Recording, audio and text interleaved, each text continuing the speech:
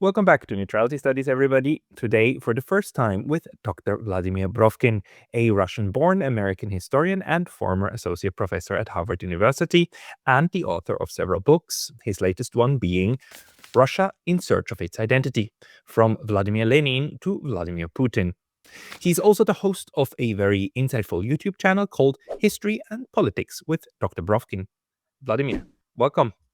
Thank you so much. Thank you, Pascal. Very, very happy to be at your channel, which is really about neutrality and really about not taking sides, but being objective and balanced. And I always follow you. Thank you. Well, thank you very much for that. I must say, though, I repeat this quite often. I myself am not very neutral. I'm a neutralist. I try to show people why that might make sense in international relations. One of the examples is, of course, an example that you too studied quite a lot, which is Ukraine and the periphery of Russia.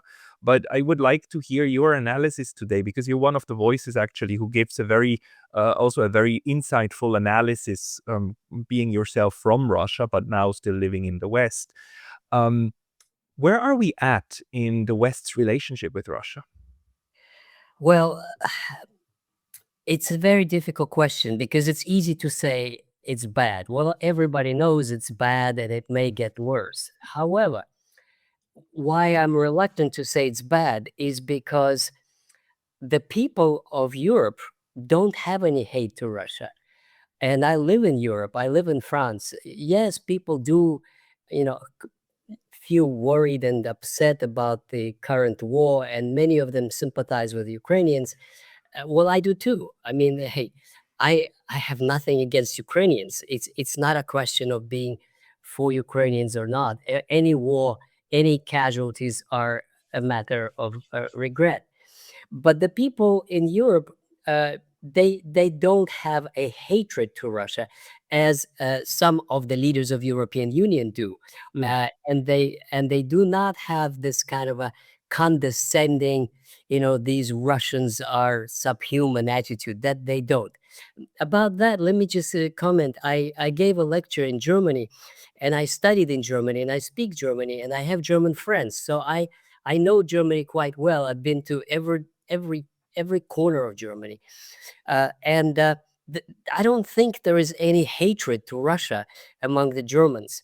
I think what's happening in Germany, and the reason that there's so much for Ukraine, and they support Merz in his. I think there's two reasons for that. One is that in the 1980s, the German society went through a kind of a feeling of guilt, and there were these Holocaust museums opening everywhere, and that generation felt that Germany as a nation was guilty for the crimes of the Nazi era. Now, all of a sudden, they could say, hey, we're not the only ones. The Russians are doing it too. Doing what? Fighting Ukraine. And as they inflate all these, when you see the images of houses that are burning, that kind of makes the Germans feel that we're not the only bad guy on the block. And this is one reason why they feel, this is the time to blame Russia. And a lot of students that I spoke to, they have that anger because they're truly, they are sympathetic to civilians who they feel are suffering.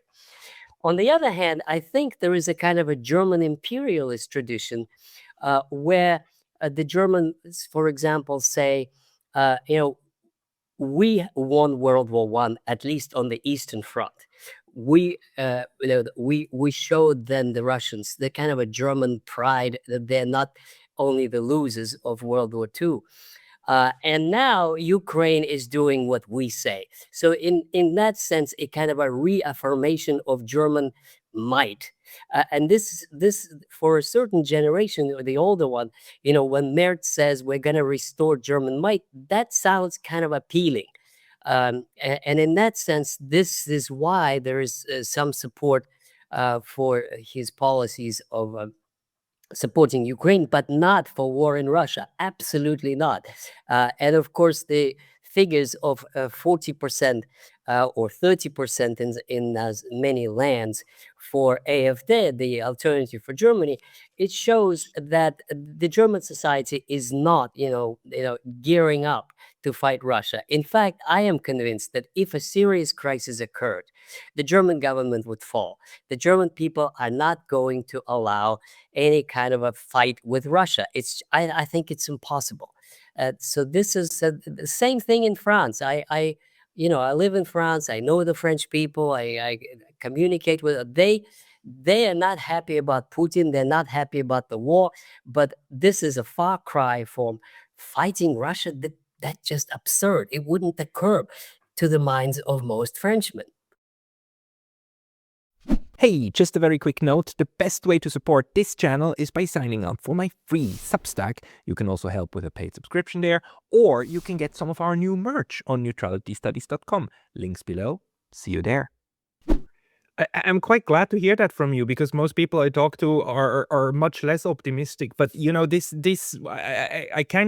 I think I share your sentiment that in the general population, in most quarters, there is no ingrained hate for Russians on any kind of personal level. The difference, though, is when it comes to the at least in my view, toward the analysis of or well, the how the general population looks at the Russian leadership, which it blames for much of the warfare that's going on in Ukraine. And the other side is, of course, the elites within the political circles and media circles, which really, I mean, in my view, and in a lot of European countries, just blast out a lot of Russophobia, including very, very dark stereotypes about Russia and the Russians. And that's why I view, and what you said is why I view it as so important for the Europeans, or for the European leadership, some of which actually would like to have a war with Russia, or who at least work toward that, from what we can tell.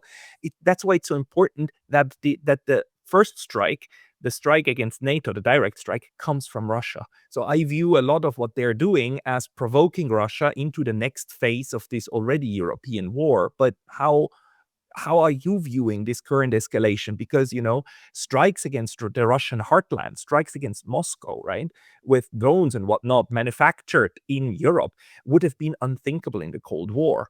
But now they are commonplace. And I view this as a way to actually convince then the general public that, look, we always told you the Russians will attack, and attack they did. Well, I don't share that view, actually. I don't think the Russians will attack. I do not think they will attack, because it's not in their interest.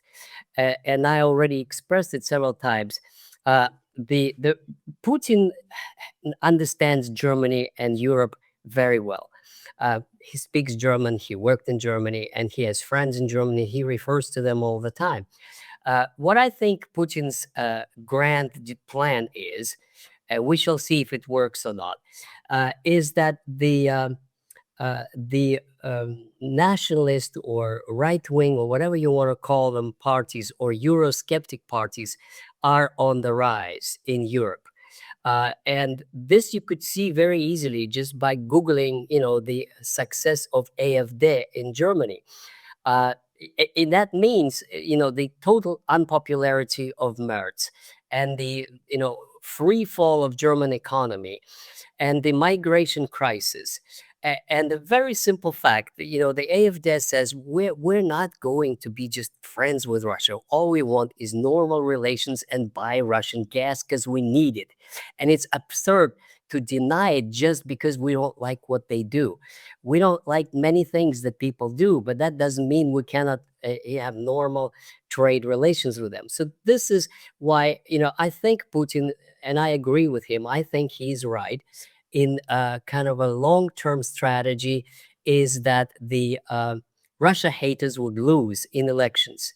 First of all, in Germany, and most likely in France next year, because Macron is totally discredited. He's not only disliked, he's despised, he's laughed at, he's completely lost all his credibility. And this is not because of his foreign policy, but because of what's going on in France. France is stagnating. French economy is not growing. The modernization of French industry is not happening. And the crime crisis is ridiculous because, Marseille is just a place like Los Angeles. It's gang warfare. The traffic with drugs is appalling, and nobody doing anything. You see, this is how the French people see it. So what he is not going to make it neither his party. It's going to be either the left or the right. Both of them don't want a war with Russia. Both of them want normal relations with Russia. Jean-Luc Mélenchon and Marine Le Pen. So whichever way it works out, it is not going to be the warmongers in France. Now, you also know, of course, the deep crisis that Britain is in. Yes, British elites hate Russia, but not the British people. I also know Britain quite well, and I went there and I studied there, and I have friends there, etc., etc. The British people are focused on their own problems, and they have very serious problems with migration, with the deindustrialization, with the political crisis, with their political system that's not working, with their political parties, the majority gets all, etc., etc. So I don't think the British, priority is fighting Russia. And even if they wanted to, they have nothing to fight with. They have no modern ships. They have no modern army. They have no air force. Nothing. They really militarily, the British are at the bottom of their history, if ever they were that powerless.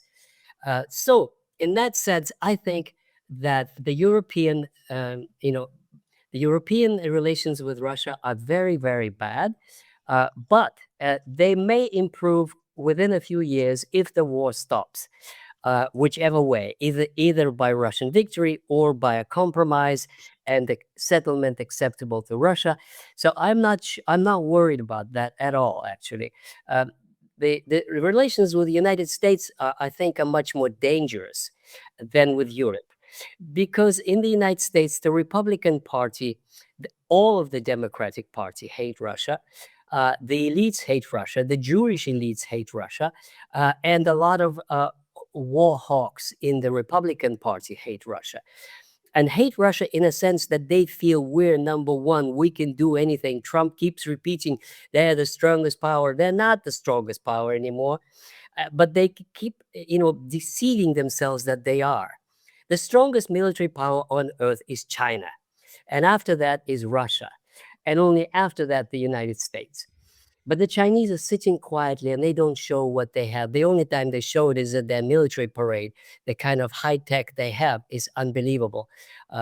So, anyway, why it is dangerous with the United States is because Trump is holding them back, trying to talk to Putin, trying to, pretend as if there's some kind of a normalization. There isn't any normalization. But what happens after Trump is totally unpredictable. And it may be, a small crisis could escalate quickly over Cuba, over Venezuela. It's only the patience of Vladimir Putin that saved the world from another Cuban Missile Crisis. And anyone over Iran, these are three that could ignite at any moment. Because all three are Russia's allies, and it's only the patience of Putin that keeps them down at the manageable level. This is quite interesting. Your analysis is quite different from that I've heard also from a couple of European colleagues who are maybe too much focused actually on what they hear in their day-to-day news consumption from their elites. And we've seen over the last couple of years how Russia has been very much willing, over the last 2 years, 1.5 of the Trump administration, how they've been very much willing to engage with the Americans, and the Americans been willing to engage with the Russians, which is completely different for Europe, right? Europe on a political level has basically been trying for the last 4 years to completely just kill Russia with silence, as the Japanese would say. But your interpretation then is that overall Russia is looking at kind of a natural regime change in Europe via the election cycle, and get Europe back together like that. That's why we are seeing so much restraint from Vladimir Putin toward Europe. But on the other hand, with the United States, it's really dangerous. So is it Trump that keeps the lid on, or is the Russophobia is Russophobia necessarily going to somehow lead to another round of escalation with Yeah. the United States. Yes, Trump is keeping a lid down, and that's probably the best thing that he has done with all the many other awful things that he's done. But you see, I want to, put places where they are, put the emphasis where the Russians are not trying to, they don't hope that relations go back to the way they were before 2014. The divorce between, I wrote that in my book, the divorce between Europe and Russia is for a long time. It's a serious one. It's political, it's cultural, it's economic. Russia did already make a pivot to the east.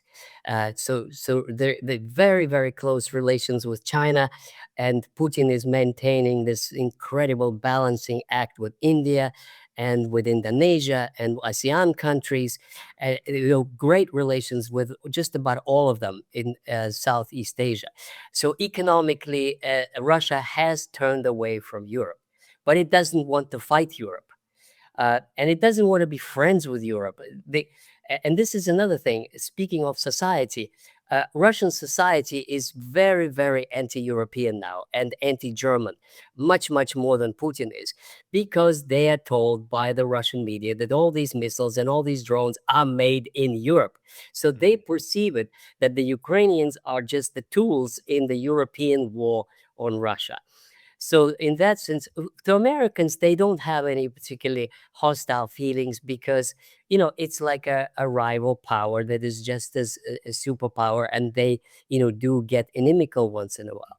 So from that point of view, the Russian uh, political establishment is very, very anti-American.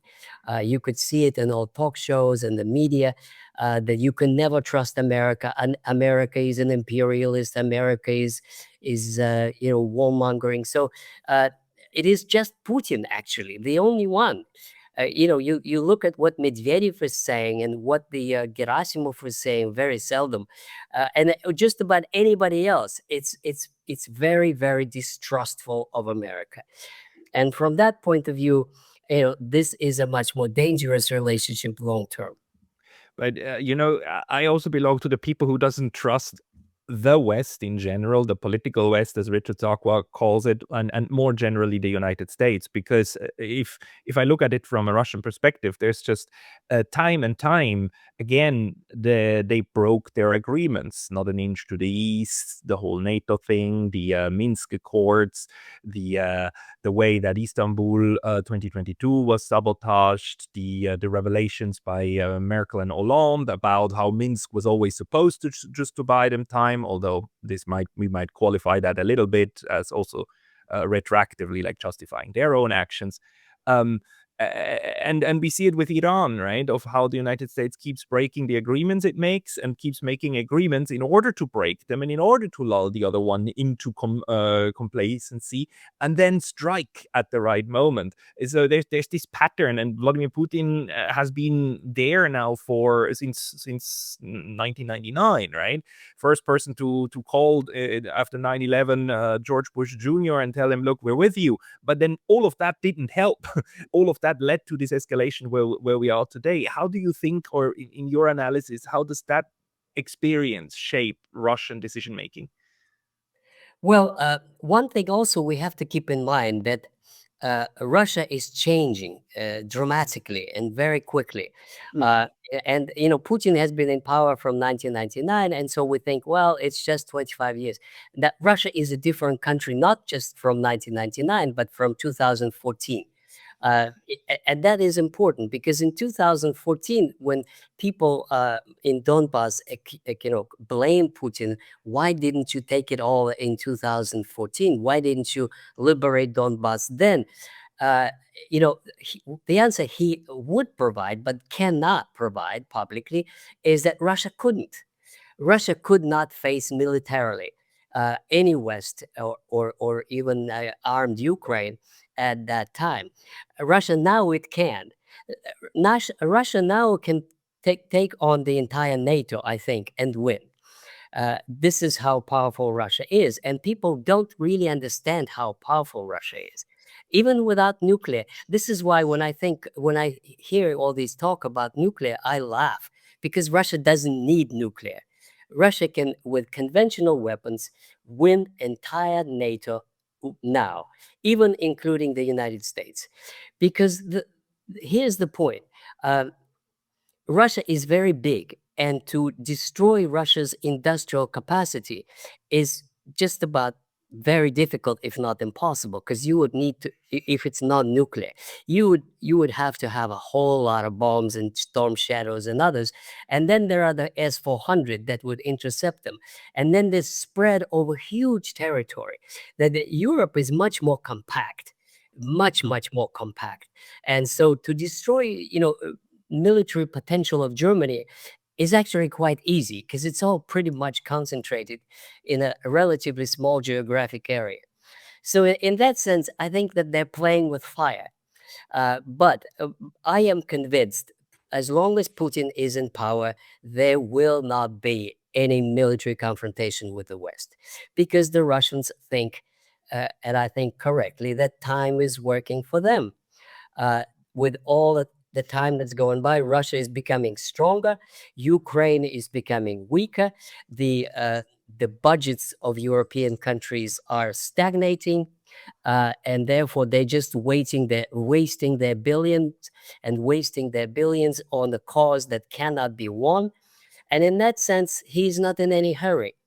As I said, the only problem is what is going to happen in the United States.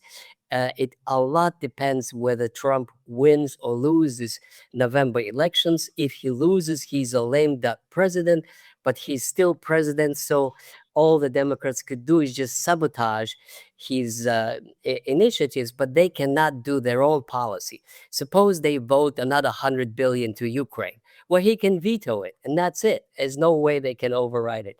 So for the next 2 years, there's not going to be, a major U.S. involvement. Another, as the political scientists say, variable or unpredictable is what is going to happen with Iran. Is Trump going to be foolish enough to launch a full-scale invasion? Well, my view is if he does, the United States would lose, and would lose not only that, but lose its power status as a great power. It's just simply impossible to win over Iran, simply because to win, you have to invade. To invade, you have to have a 2 million army, and with all the logistic supports, and you have to occupy. That you cannot just parachute, one division and take over Tehran. It's not going to work because they're going to surround it and kill them all. So to win militarily and have a regime change is just about impossible for the United States. And then they have to swallow the pill and uh, and accept some kind of compromise. But judging by the rhetoric and the injured pride of Trump and his entire elite, that's not likely. They're not just going to swallow it. They're going to keep fighting one way or another, and that means the conflict would continue. And that means that they're not going to get involved with Russia because they're not foolish enough to get into two wars at the same time. See, the problem with American elites, I think, they overestimate the power of America. They really think that they are as they were 50 years ago. Number one, when times are changing, the China is a superpower now. It was not just when Putin took power in 1999. It was just industrializing third world country, just getting its population fed. They could not challenge U.S. in robotics and in arms and in missiles and in everything militarily. They could not anywhere close to it. Now they can. So and the American elites and just they don't understand it. They really are comforted by Trump saying we're number one, we're the greatest power, we're this, we're that. Well, it's very hard for them to say, sorry guys, you're not. And nobody wants to say it because that's not the popular message. What are you going to gain by saying something like this? I say it and I see that people don't like to hear this. When I look at the number of clicks and how my videos are doing, each time I say America is not number one, it just goes down. People don't want to hear it, but that's the truth and that's the historical reality. So it yeah, that's it's quite an interesting way of looking at the power dynamic, that overall you're portraying that time is in favor of both China and Russia, and in that case also Iran. And even if the United States tried, it would only speed up the inevitable, which is the United States having to find its place among the other great Yes, powers and absolutely. among the regional Yes, powers. And that actually the US foreign policy is the one that hasn't caught up with that yet. And is exactly. still trying to play in all theaters at the same time, and as if it was Exactly. 1960s and Yes, everybody else, the power differential was this huge. Um, absolutely. what what does this do though? Because one element of the US, and I completely agree, is that the neoconservatives, the neocons, they don't have any reverse gear, as Alex Christoforou tends to say. They seriously, Lindsey Graham will tell you at any point in time that the United States can produce like millions of missiles and subdue Iran in 1 week, and they believe that. Now, it's if the people in power believe this kind of nonsense, then what happens downstream is that they start changing all of the military people, which they did in the war, right? They had a purge in order to get yes men who then start doing like putting the levers in power that then produce something as stupid as the outcome that we have now with Iran. Do you think is it not possible that something like that will happen again?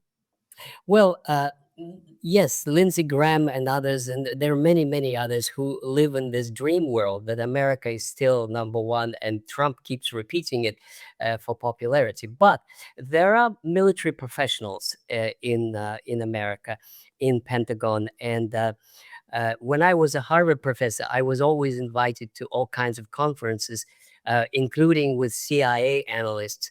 And there are very many clever people there, very many. And some of them actually have their own shows as retired analysts now. Mhm. Larry is one of them. And so they know what the limits of American power are. They know it very well.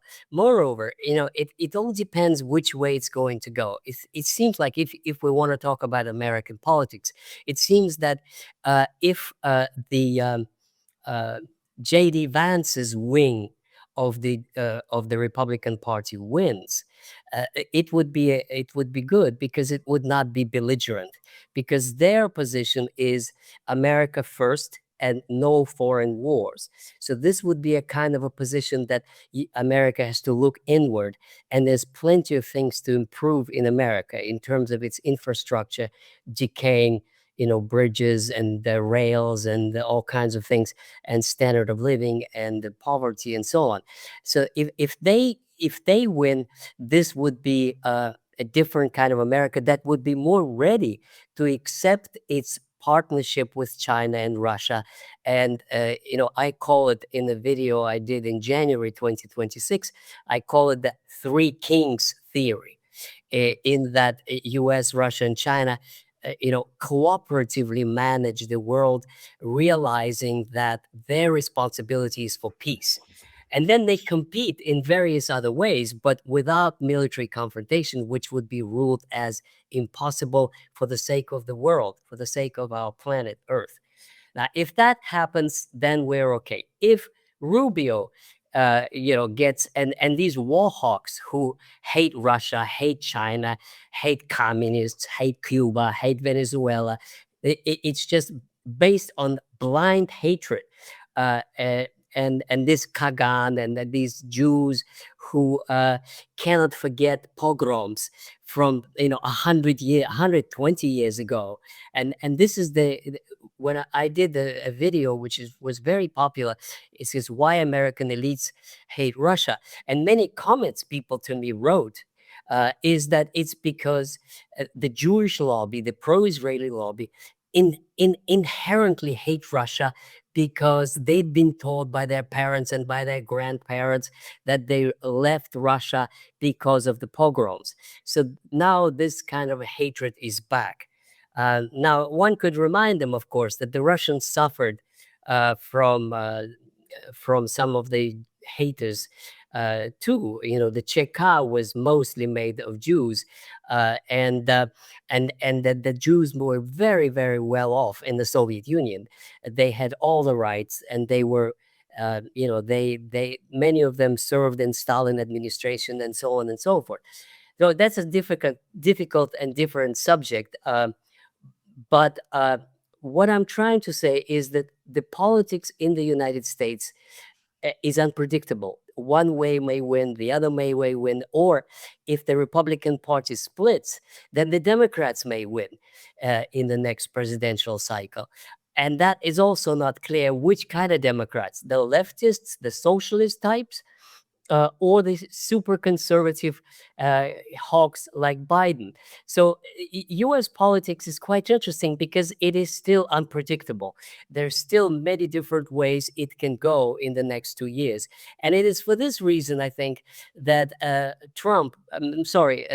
Putin is going to maintain this facade of good relations with Trump. And it is a facade. Putin is clever enough to understand you cannot trust Trump. You cannot trust any of those Western leaders, but you have to, make it look like we're talking about possible this and possible that, as long as it doesn't lead to a big war. That's it. But aren't or like, let's switch a little bit to Russia then, like the inside, isn't there a danger that with all of these drone attacks that are happening and the people, the civilians also that are being killed, and let's be very clear, in the Ukrainian side, civilians are also being killed, like, but on both sides, if more and more civilians get killed in the next phase of the war in Ukraine, and the Ukrainians through NATO and so on shooting and targeting at Russian civilians, isn't there a danger that the popular demand is suddenly going to be that now Russia needs to react? I mean, the Ukrainians make quite a point out of trying to create as much smoke, literally smoke, over Russian cities like St. Petersburg during the forum in order to show that, haha, you're vulnerable, haha. Now, doesn't that create the feeling of vulnerability in Russians who then say, like, Mr. Putin, finally do something, put your foot down? People like Mr. Karaganov, actually, they talk in this way and saying, like, look, we need to escalate dramatically in order to finally scare the Europeans back into the realization that this is not a game and this is not a joke, but that this is very, very serious, and they need to goddamn stop this. Otherwise, we're all gonna die. Yes, let me comment on that because my comment would be a little different from your other guests. So, on the one hand, yes, you're right. There is pressure on Putin to act, and he is acting. A few weeks ago, I did a video which is called "Go Slow," about Putin's way of conducting the war, which was really very, very, very slow. And there are reasons for that. And now he has changed, and there are many, many videos showing, among those who you invited, that Russia is geared up. It is now moving forward much more energetically. This is, in a way, a response to those drone attacks. And so let me repeat what I said. The more Ukrainians create this kind of havoc, the more determined the Russians are to move faster and hit harder. So in that sense, Zelensky is hurting himself by this kind of policy.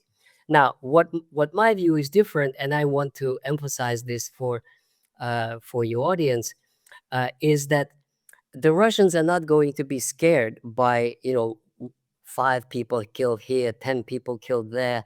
No, because the Russians remember 1990s. And in the 1990s, a woman could be raped in the doorway of an apartment building and nobody cared. And if you call the police was in cahoots with the mafia. It was total lawlessness and a wave of crime that was worse than what's today is in Marseille.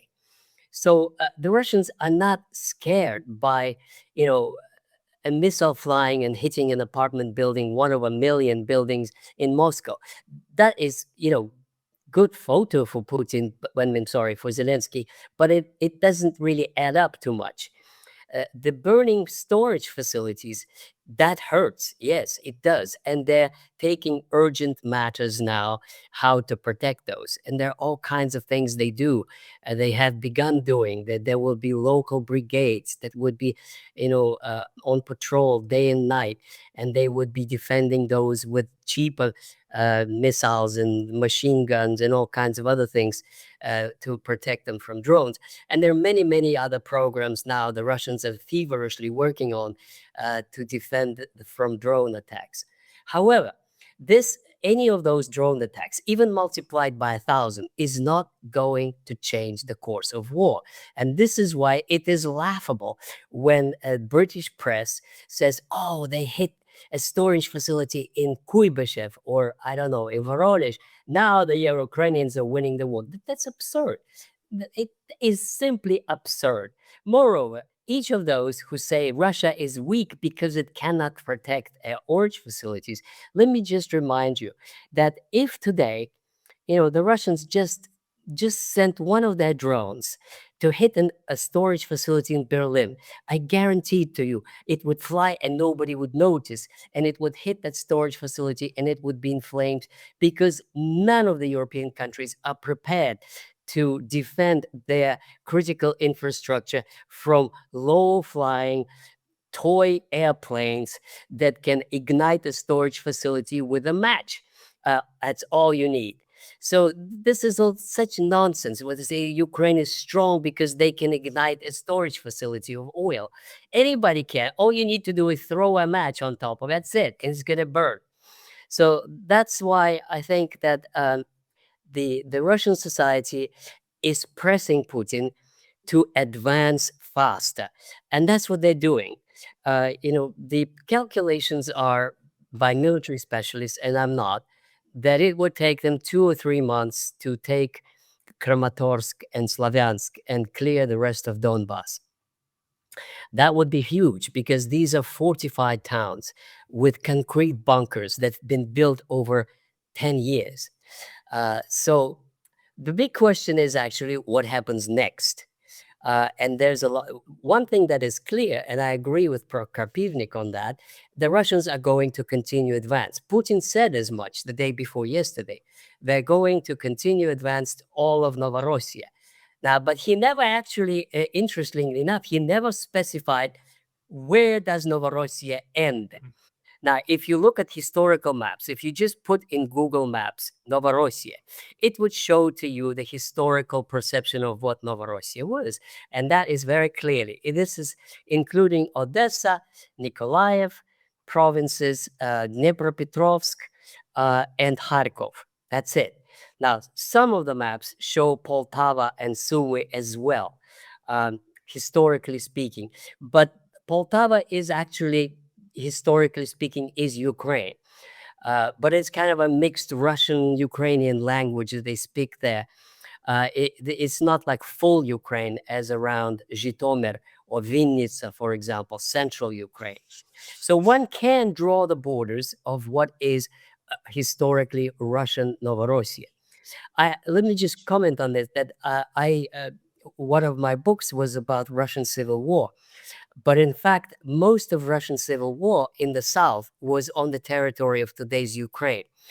And there were the whites and the reds, and then there were, Ukrainian. They actually called themselves Ukrainian insurgent bands. That these were the ones who expelled the French and the British in 1919 from Odessa. So if you look at how they perceived themselves at that time, let me just say to you that the Cossacks of the Don, which is Donbass, they never would have thought that they're Ukraine. In fact, I have documents showing in the book that they thought to fight the Bolsheviks together with the Ukrainians and then create friendly federative links with Ukraine. In other words, Donbass and Novorossiya was not a part of Ukraine, even by the Ukrainians of that time. Ukrainian People's Republic did not include Odessa. It did not. They thought They defined Ukraine the way they did, and that was the borders of Novorossiya. So this is their perception, historical perception of historical Ukraine. Anyway, so that's about geography and perceptions. This is highly interesting, and here we would of course need now modern day kind of data in order to figure out what the actual perceptions on the ground are. But at the moment, that's unfortunately, I think, not possible in an objective way. But we can leave that one aside. I mean, I found it very interesting how you described the strategy of Vladimir Putin, and how the faster advance now is basically the answer to the strikes. Because this, to me, if I had to boil it down, what you said would mean that the current Russian leadership is kind of marrying two strategies. One is what doesn't kill you makes you stronger. So if they keep firing at us, we're just going to figure out how to intercept the drones and everything, and we do that. While at the same time you're doing hide your time, hide your strength and bide your time. As in, we just gonna continue vamping up our industrial capacity and make sure that if ever push comes to shove, we can then have overwhelming force. And if the Europeans want to underestimate us, go ahead, Exactly. underestimate, and Exactly. continue doing that, because you're undermining yourself. Yes, exactly. Moreover, this is exactly as you say, because I've heard from some of the discussions that the Russians are now uh, putting a lot of effort into multiplying the production of Oreshnik missiles and all kinds of other hypersonic missiles. So that, and this is one of the biggest advantages of Russia over the United States and over the West, Western manufacturers. Let me explain it like this. Everybody knows American missiles are super expensive. One Storm Shadow, last time I checked, is 2.5 million. Why are they so expensive? Well, they're so expensive because everything is expensive. Labor is expensive. Taxes are high, and this is why American missiles. This is the Achilles heel of the United States: is that their weapons are so expensive, and they're expensive because it's a huge markup. Because it's not really a capitalist economy where the cheapest and the best gets the order. From that point of view, I've been saying it all along. American military industry is Soviet industry. In other words, there's one producer and one owner. This is the United States government. There's no competition, and the US Congress is willing to pay anything. They say upfront, we want the best, we'll pay anything it costs. And this is why they drove up their prices to a point where it becomes impossible to have mass production. This is why there's a crisis of Patriot missiles, because it's just too expensive to produce them, and because they don't want to produce them en masse, because if they do, they'll become cheaper. But their purpose is not to arm their homeland for a patriotic fight against all its enemies. Their purpose is to make money, and that is the problem. Whereas in Russia, it is very much not the kind of capitalism that is in the West. It is very much like, I call it, the Russian traditional political economic system, which is the same as under Peter the Great. Peter says, we need a factory here, and it's built regardless of whatever it takes or whatever it costs. And then Peter says, we need the fleet. And then the Russians built the fleet and beat the Swedes. And that's the same thing now. Putin says, we need mass production of Oreshniks. You do it. And then Medvedev is in charge, and they're going to do it. That's the way it works. And therefore, in both cases, cost doesn't matter. But in American case, cost doesn't matter because they want to make a lot of money. In Russia, cost doesn't matter because they want to make a lot of missiles, regardless of the effort. That's the difference. This is so fascinating, because it actually chimes with what I hear also about the from Greg Mello, about who's keeping a very close eye on the nuclear industrial complex in the US, at the West Coast. And he says these companies have a huge problem finding skilled labor, because the all of the good jobs are now provided by the IT industry. And the overall, the whole nuclear weapons industry is actually also formed in the way that you're saying. It's just extremely prohibitively expensive to upgrade all of these missiles and all of the technology they have. So it's kind of atrophying for that reason. On top of the fact that the entire industrial base has been hollowed out, and the United States is losing the ability to actually create that. And we see that now that the US has run out of missiles. I mean, they had to redeploy missiles from East Asia to send to West Asia in order to kind of at least try to still defend against what was coming from Iran and defend Israel against it, although that is not succeeding either. So we are learning that there's the final end of the infinite capacity of the United States, right? So in a sense, Russia is now, do you think they're actively waiting out until that realization sets in and then has to force a change of foreign policy in the US? Yes, yes, I think so. But let me give you just two examples. As you spoke, I thought of those, uh, and I often cite this one. The F-35 fighter jet. I think it sells on the world markets for $135 million. Now, if you look at Su-57, which is the best Russian aircraft, which is comparable. Some people say better, but at least it's in the same class. It sells to India for $35 million. 35 versus 135. So that just shows you that Russians can produce equally good or better equipment for a fraction of the price. Now, Trump himself said that America doesn't make shipyards anymore, doesn't make any ships. They have to revive those. Now, Russia has finished several first class nuclear submarines in the last couple of years, and they keep building ships. One of the shipyards is in St. Petersburg, another one in Vladivostok. So Russia is producing very, very modern, very advanced weaponry, ships and missiles and aircraft and so on. So from that point of view, militarily, Russia is absolutely confident that it can take on anybody and win. Now, but getting back to Ukraine, how that translates, this is a very important point that Russia cannot fight the war in Ukraine the way that the Israelis fought it in Gaza. They cannot fight it the way they fought the Germans or the way the Americans fought the Germans. They just bombed the hell out of Germany.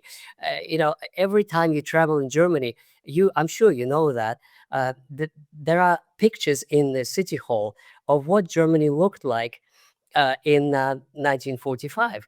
I studied in a University of Tübingen, not far from Stuttgart. There was not one building standing in Stuttgart in 1945. All of it was bombed out by Royal Air Force and by the Americans. So the Russians cannot bomb the way they do. Despite the pictures that are shown today on TV, if the Russians sent 600 missiles and drones on Kiev and 20 people died, that means they're terribly ineffective because that's less than one person per missile. They hit military infrastructure. They hit it at night. If they wanted to kill as many Ukrainian workers, they would have hit it during the day. They hit it at night so that they destroy military capacity of Ukraine to wage war. This is what Putin is doing. That shows to me two things, and this is from his latest speech. Russia does not want to occupy and incorporate all of Ukraine. They don't want these neo-Nazi, Azov types, Bandera types, be Russian citizens. They don't. What they want, I think, and this is my interpretation, reading Putin's mind, is that they want to liberate, as they would put it, Novorossiya.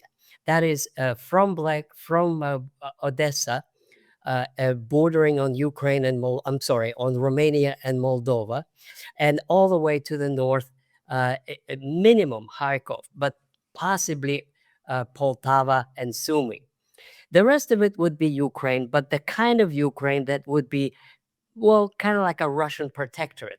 They will not be a Russian federation, but they would not be a member of NATO. They would not be a member of European Union, which is the same thing. That they would be neutral, and they would be monitored. And if they venture to violate anything, they will just occupy the rest of it and install their own government, just like Americans did numerous times in Latin America. So on my channel, other people have compared the situation also to how Russia fought the war in Chechnya, and in the end ended up with Chechnya, of course, still being part of the Russian Federation, but basically run by by proxy by what's his name the Chechen leader. Kadyrov. Kadyrov is run by Kadyrov, which is basically doing the bidding of the central government, and the Moscow is fine with that. So in analogy, you would say like, okay, there's still a part of Ukraine that Moscow, that Vladimir Putin and so on aims at incorporating fully into the Russian Federation in order also to consolidate, and that is manageable because the people there are sympathetic to Russia. On the other hand, the ones that are not sympathetic, you keep them over there. They're externalized, but probably under some form of Ukrainian Kadyrov type, who then will make sure that it remains independent but not a threat anymore, and then call it a day at that point. Yes, I think so. This is something that is there's still versions of the plan possible. It could also be when I listen to the Ukrainians, emigres or refugees who used to be members of government in Ukraine before 2014. When you listen to them, and they're quite vocal on Russian media shows, what they want is Ukraine like Belarus, that they are like unified state with Russia, like Belarus, but they are still separate in terms of culture, in terms of even their currency, in terms of their domestic policies, so that the foreign policy is Russia controlled or doesn't exist at all. But then they do have local, autonomy, like Belarus does, with open borders and normal relations with Russia. This is what they would like, is the kind of a status that Ukraine survives as an internationally recognized entity, a country like Belarus is, but at the same time, it is closely allied to Russia. So this is their idea. One thing that is quite interesting in this regard is what happens to Western Ukraine, Lvov area, because this is the hotbed of a Bandera movement. And Putin said many times they don't want them in Russia. And the question is whether it would be a part of Ukraine or whether they would make it a separate territory. And then what happens with Hungarian, Romanian, and Polish minorities in that area? So kind of interesting to watch. Some speculate that the Hungarians might want to take back. It's a very small area. It's minuscule, but nevertheless, there's 500,000 Hungarians who live there.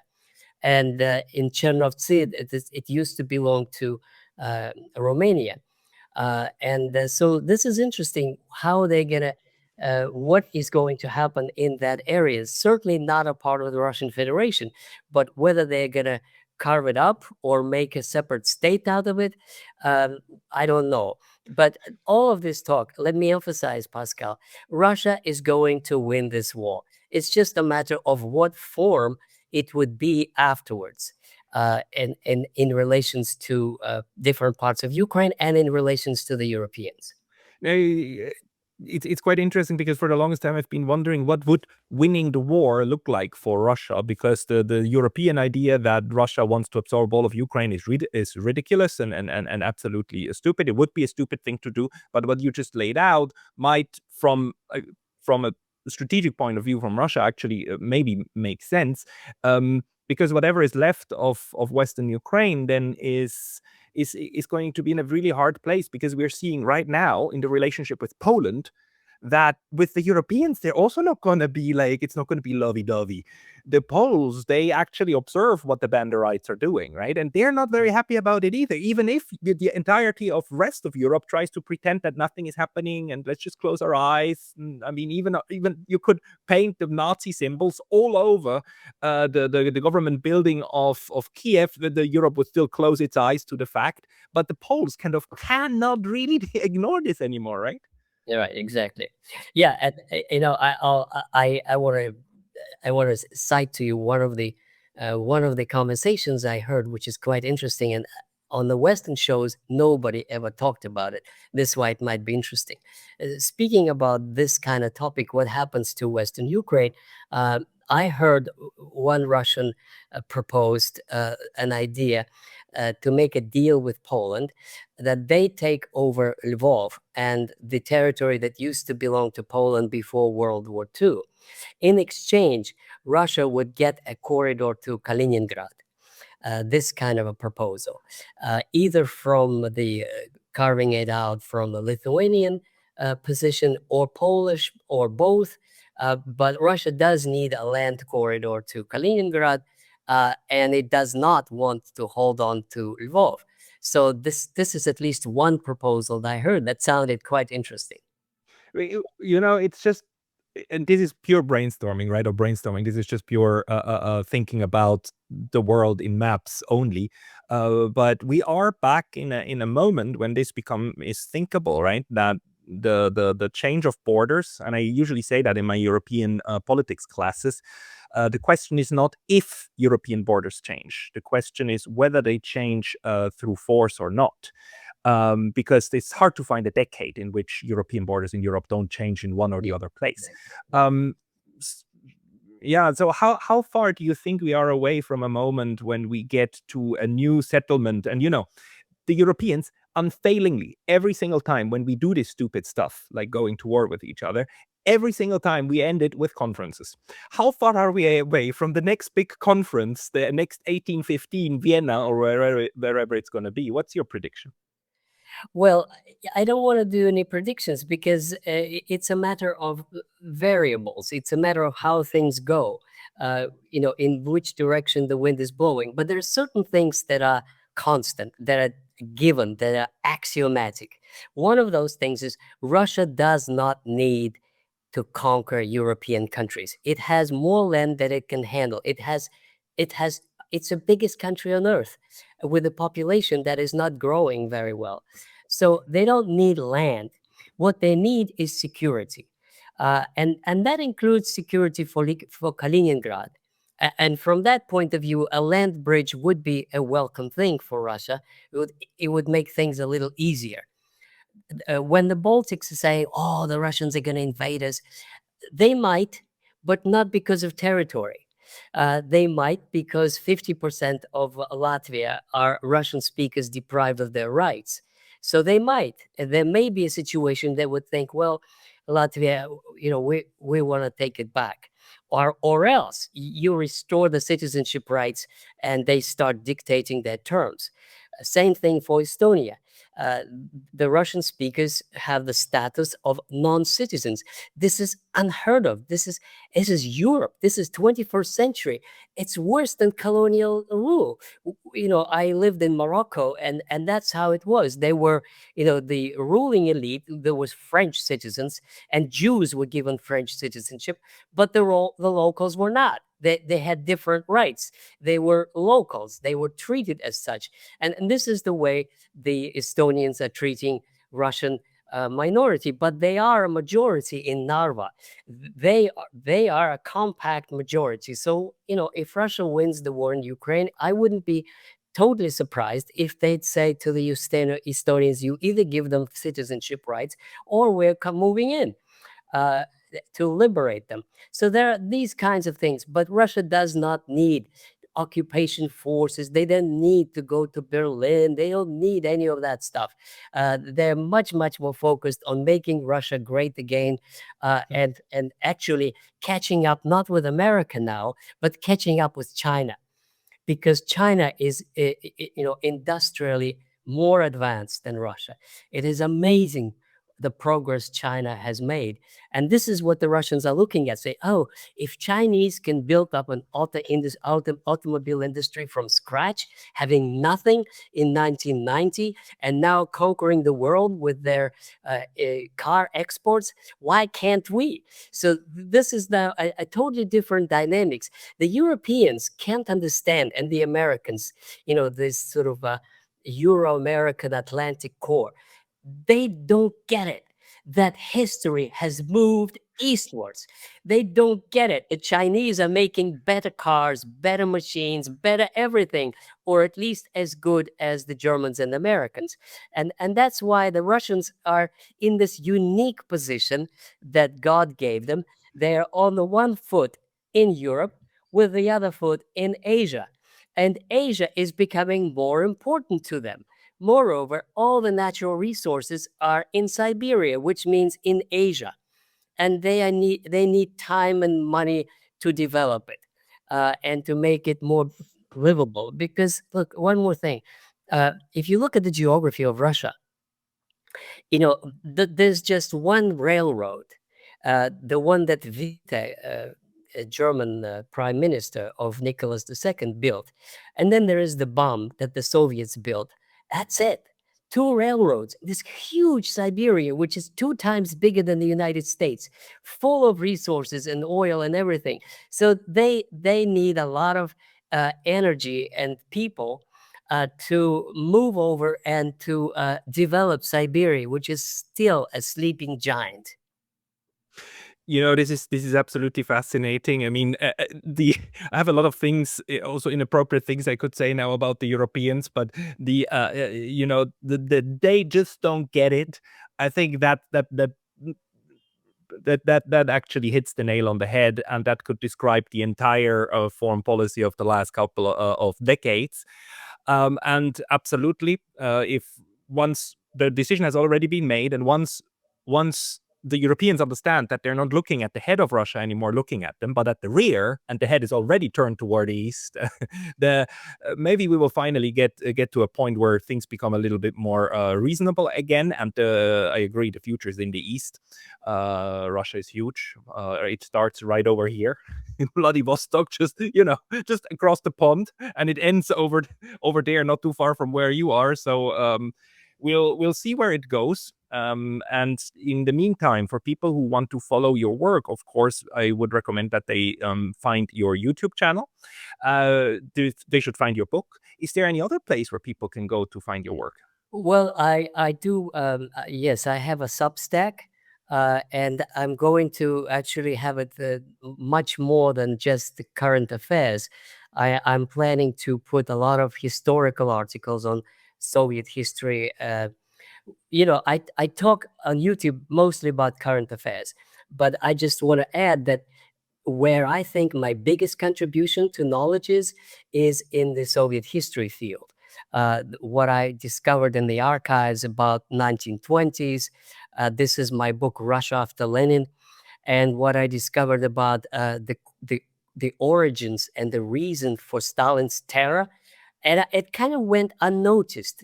This is interesting how if you're no longer kind of in the middle of the profession, then you're ignored. But I think I have an original interpretation as to why the Great Terror happened and why Stalin attacked the peasants. And then there are many other things. So some of them are in my latest book, yes, from Lenin to Putin. But this is what I will do more in Substack. They could easily find me in Substack by just putting in my name, and it'll come up. So I can occasionally I put Twitter, a few thoughts about current affairs. But mostly it's YouTube and Substack. That's wonderful to know. Please, everybody, go and check out Vladimir Brovkin. And just one more fun fact on the side: history is not finished. Not only do we get new history every day, we also have a lot of not uncovered history yet.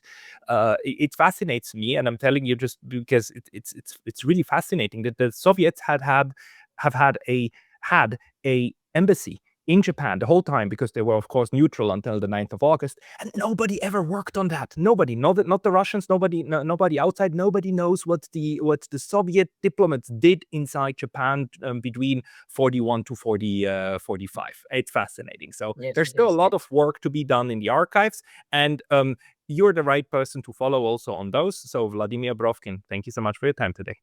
Thank you, Pascal.